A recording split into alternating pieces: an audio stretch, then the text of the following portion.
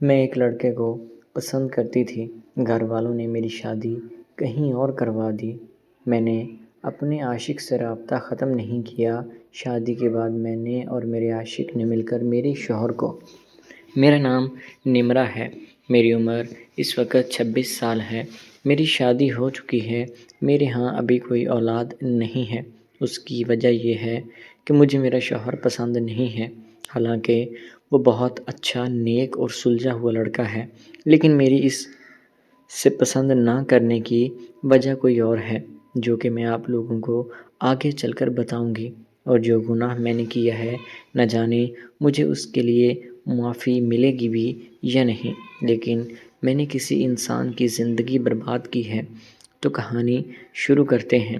جب میں 18 سال کی ہوئی تھی تو ہمارے گاؤں کا ایک لڑکا جس کا نام یاسر تھا مجھے پسند آ گیا تھا۔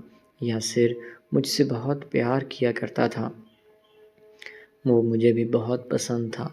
پیار سے مراد اس عمر میں جو بھی چیزیں ہوتی ہیں آپ لوگ خود سوچ سکتے ہیں۔ وہ کچھ خاص کماتا نہیں تھا، بس ہر وقت میرے آگے پیچھے ہی گھومتا رہتا تھا۔ وہ ہماری برادری کا ہی تھا اور کہیں شادی وغیرہ میں اس سے ملاقات بھی ہو جایا کرتی تھی۔ اس نے دراصل مجھے ایک شادی پر ہی دیکھا تھا۔ میں کالے جوڑے میں بہت ہی پیاری اور خوبصورت لگ رہی تھی۔ وہ بھی اس دن کالے جوڑے میں ہی تھا۔ وہ بھی انتہا کا خوبصورت اور پیارا لگ رہا تھا۔ یاسر نے مجھے دیکھا، میں نے اسے دیکھا، ہم دونوں نے ایک دوسرے کو پسند کر لیا تھا۔ ایک دوسرے کے ساتھ موبائل نمبروں کا تبادلہ بھی ہو چکا تھا۔ اب ہم لوگ فون پر گھنٹوں گھنٹوں باتیں کیا کرتے تھے۔ جب کبھی میں فری ہوتی اور وہ بھی فری ہوتا تو ہم لوگ کہیں باہر ملنے کا پلان بنا لیا کرتے تھے اور بہت زیادہ انجوائے کرتے تھے۔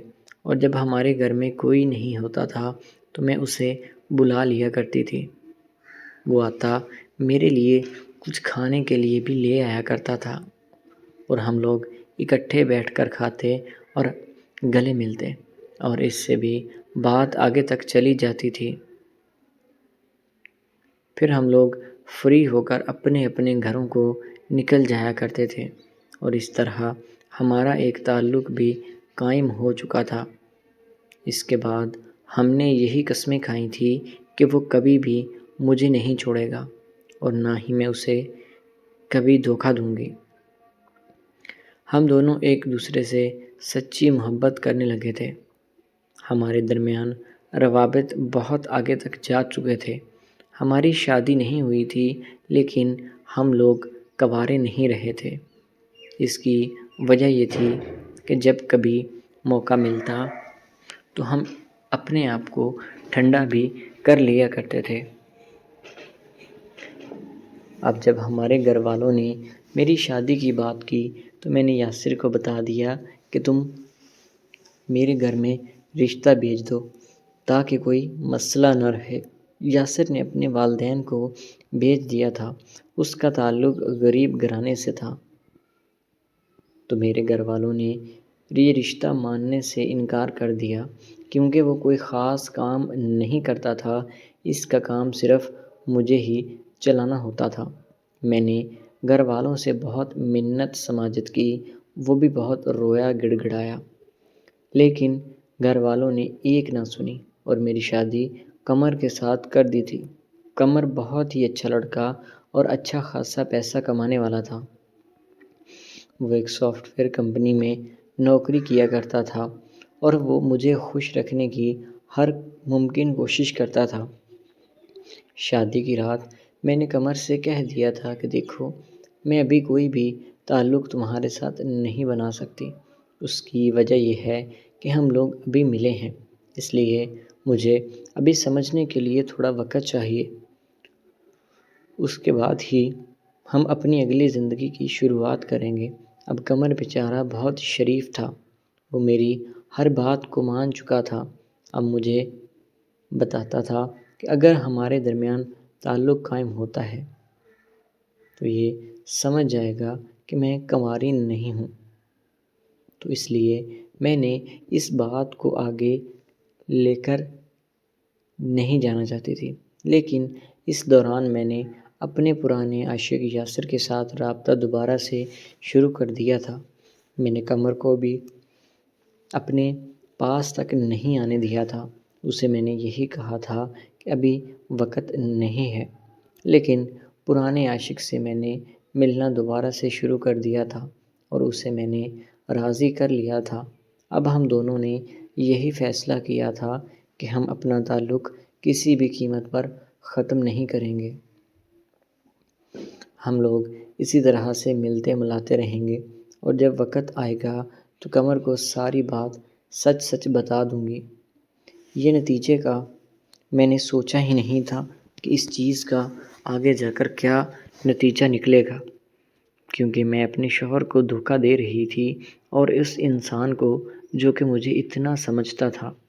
خیر ایک دن میں نے یاسر کو اپنے گھر پر بلا لیا تھا اور ہم دونوں کمرے میں موجود تھے، اپنی پیاری پیاری یادیں تازہ کر رہے تھے اور پرانے ٹائم کو یاد کرتے ہوئے ایک دوسرے کی باہوں میں تھے۔